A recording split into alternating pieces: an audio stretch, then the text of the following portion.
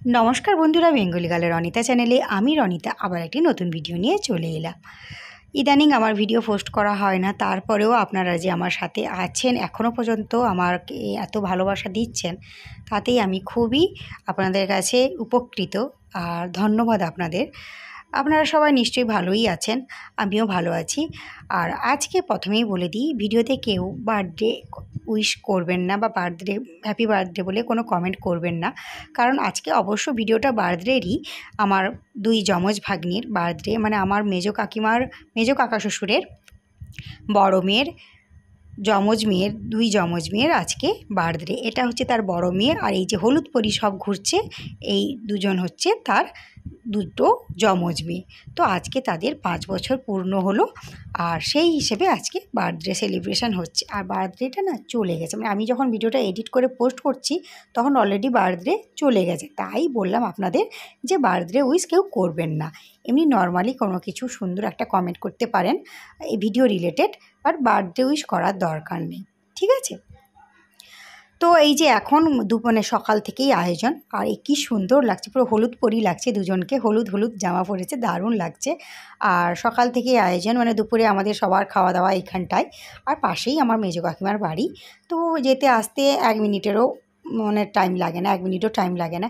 এখন আশীর্বাদ পর্ব চলছে, আর আমাদের বাড়িতে প্রচুর মানে জনসংখ্যা প্রচুর। এবার দুটো বাচ্চা কি এত বোঝে? তো এখন ওর মা আশীর্বাদ করছে। ওদের তো মানে মুড নেই, মানে এত ঝামেলা নেওয়ার, মানে ওদের টাইম নেই। ওরা কখন ভাত খাবে, ওই সব যে তরকারিগুলো যে সাজানো হয়েছে কী সুন্দর লাগছে, ওইগুলো টুকটুক করে কখন খাবে সেই চিন্তায় আছে। আর মাঝেও তো একটু টুকটুক করে তুলে খেয়েও নিচ্ছে, কিন্তু কিছু করার নেই। আগে আশীর্বাদ পর্ব শেষ হবে, আশীর্বাদের পরে গিফট টিফট দেওয়া হবে, তারপরে খাওয়া দাওয়া। আর ওরা এত বোঝে না, বুঝলেন? তো এই যে বাচ্চাটাকে তার বাবা এখন আশীর্বাদ করছে, ইনি খুব রেগে আছেন ওনার মার উপরে, কারণ ওনার মা শাড়ি পরেছেন আর ওনাকে শাড়ি পরানো হয়নি। আর অ্যাকচুয়ালি কী হয়েছে, ননদ এতটা ভাবেনি যে শাড়ি টাড়ি পরাবে, কারণ ও ভেবেছিল সুন্দর সুন্দর জামা নিয়ে এসছে, জামা পরিয়ে বার্থডেটা সেলিব্রেট হবে। আজকে ওদের 5 বছর পূর্ণ হলো, আর কাকিমার বাড়িতে সেলিব্রেশনটা হচ্ছে। তো কী হয়েছে, ওর মা যেই শাড়ি পরেছে ওরও শাড়ির বায়না ধরেছে, কিন্তু দুজনকে তো সেম জামা পরানো হয় না, একই সব, মানে ছোটোবেলা থেকে দুজনকে একই ড্রেস পরানো হয়।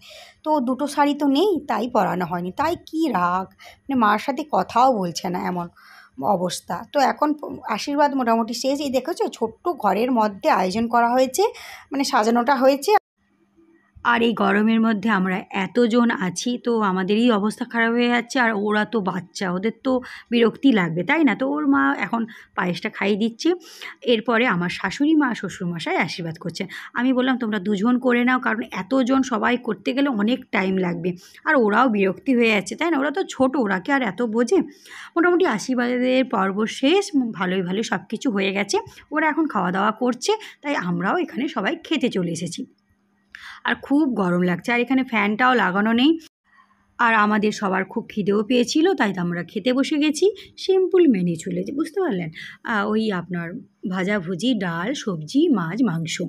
আর গরমে কি সিম্পল মেনুই ভালো, ঠিক না?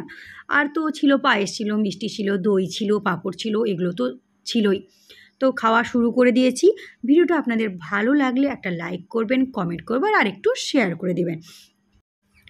সবাই ভালো থাকবেন, সুস্থ থাকবেন।